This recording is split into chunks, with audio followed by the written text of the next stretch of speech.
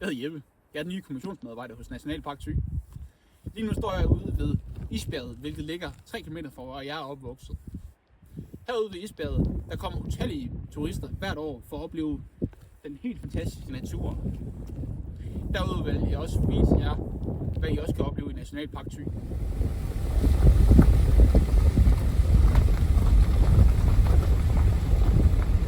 Her står jeg så ude ved Hanstholm Fyr, som er det nordligste punkt i Nationalpark Thy og byens vartegn. Tilbage i tiden blev fyret brugt til at navigere skibene rundt om Hanstholmknuden.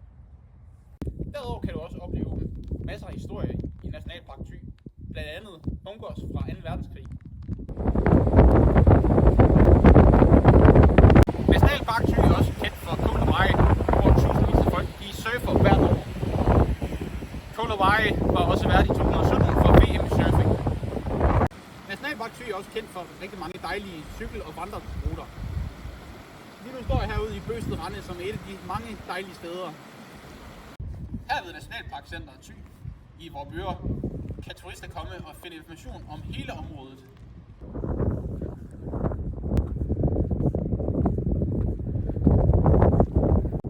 Så som I kan se, er der masser, I kan opleve her i Nationalpark Thy.